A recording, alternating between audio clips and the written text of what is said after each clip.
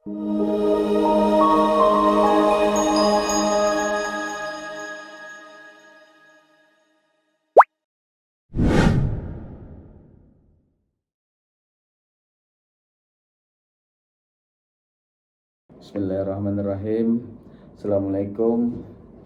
Izin nama ulun Samsiar, MPM 2408010262, mahasiswa Fakultas Hukum S1 Universitas Islam Kalimantan, Muhammad Arsyad Al-Banjari.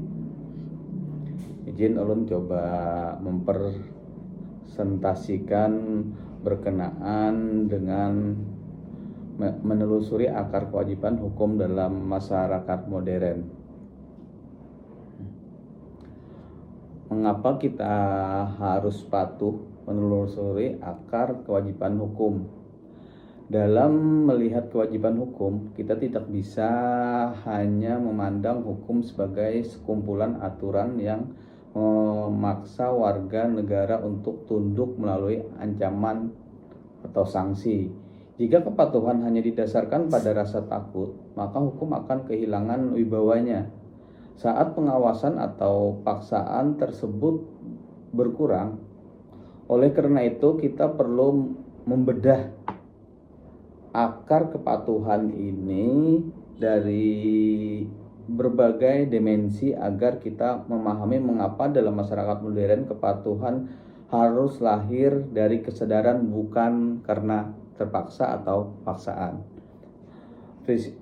Filosofis aksiologis ada beberapa. Yang pertama, secara filosofis, akar permasalahan kepatuhan saat ini bersumber dari apa yang disebut sebagai krisis ontologi keadilan. Terjadi benturan paradigma yang sangat tajam antara cara negara memandang tanah sebagai komoditas ekonomi yang harus dikelola secara formal dengan cara masyarakat adat memandang tanah sebagai ruang hidup yang memiliki nilai spiritual, sejarah, dan sosial. Kita juga terjebak pada epistemologi positivisme hukum yang terlalu kaku, di mana sesuatu dianggap sah hanya jika tertulis dalam peraturan, sehingga pengabaian living law atau nilai-nilai keadilan yang hidup di tengah masyarakat. Sedangkan berdasarkan yang kedua, dari sisi aksiologis, hukum seharusnya bertujuan menciptakan keadilan substantif, namun seringkali gagal memberikan keadilan distributif yang mengakibatkan hukum kehilangan legitimasi moral di mata masyarakat. Sedangkan yang ketiga, berdasarkan yuridis, dari sisi yuridis, Indonesia sebenarnya memiliki pijakan konstitusional yang kuat, terutama melalui Pasal 18B ayat 2 Undang-Undang Dasar Negara Republik Indonesia tahun 1945 mengakui dan menghormati hak-hak masyarakat adat. Putusan Mahkamah Konstitusi nomor 35 VUU strip 10 strip 2012 menjadi tonggak sejarah yang sangat krusial sebagai titik balik bagi pengakuan hak ulayat. Putusan ini secara tegas menyatakan bahwa hutan adat adalah hutan yang berada di wilayah masyarakat hukum adat, bukan hukum hutan negara. Namun secara yuridis, tantangannya adalah implementasi dari putusan ini sering terhambat oleh birokrasi dan paradigma lama yang masih menempatkan formalitas dokumen di atas pengakuan substansif terhadap hak masyarakat adat. Yang keempat, berdasarkan sosiologis. Secara sosiologis, pendekatan coercive compliance atau kepatuhan melalui paksaan yang sering digunakan negara dalam sengketa agraria terbukti justru menjadi bumerang. Pengakuan aparat itu tindakannya represif untuk memaksa warga mematuhi hukum yang dianggap tidak adil, tidak akan menghasilkan ketertiban, melalui justru memperdalam trauma sosial, memicu resistensi kolektif. Ketika masyarakat merasa bahwa hukum hanya digunakan sebagai alat untuk melegitimasi kebijakan yang merugikan mereka, kepercayaan mereka terhadap institusi negara akan runtuh. Inilah sebabnya mengapa kepatuhan otentik di masyarakat modern tidak dipaksakan, melainkan harus dibangun melalui dialog, menghargai hak-hak tradisional, serta memastikan adanya keadilan distributif bagi seluruh warga negara. Yang keempat, berdasarkan realitas. Yang kelima, berdasarkan realitas. Mungkin kita bertanya, jika memang hukum kita punya masalah legitimasi, lalu bagaimana seharusnya kita bersikap sebagaimana masyarakat modern?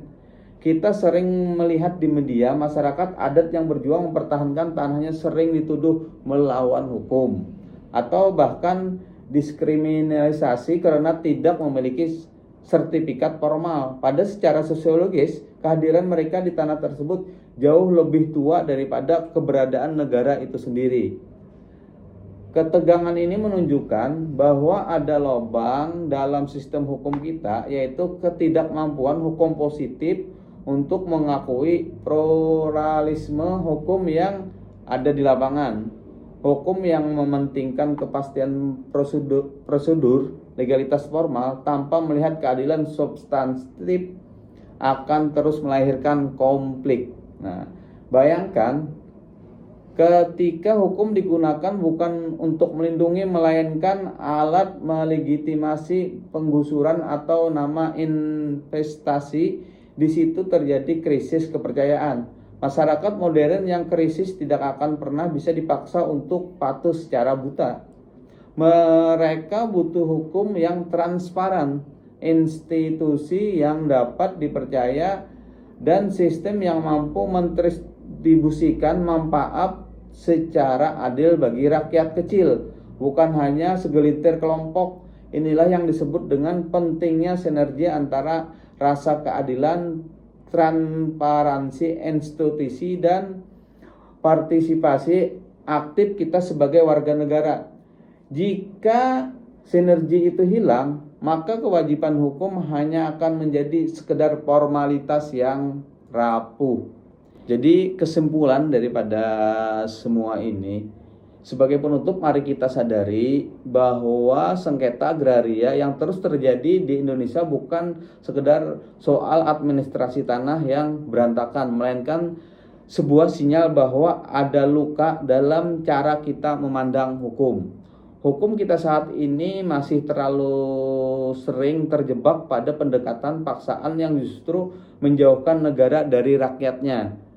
Padahal legitimasi sebuah aturan tidak pernah lahir dari ketakutan akan sanksi, melainkan dari keadilan yang dirasakan oleh warga negaranya. Oleh karena itu, tantangan terbesar kita ke depan bukan lagi tentang memperbanyak pasal atau memperketat sanksi, melainkan berani melakukan rekonsiliasi ontologis. Kita perlu beralih dari paradigma hukum yang kaku dan hegemonik menuju hukum yang dialogis, yang mampu menghargai hak-hak tradisional serta menjamin keadilan bagi setiap individu. Karena pada akhirnya hukum yang benar-benar hidup adalah hukum yang tidak meminggirkan kemanusiaan demi formalitas semata. Jadi sekian dari saya ucapkan Assalamualaikum warahmatullahi wabarakatuh.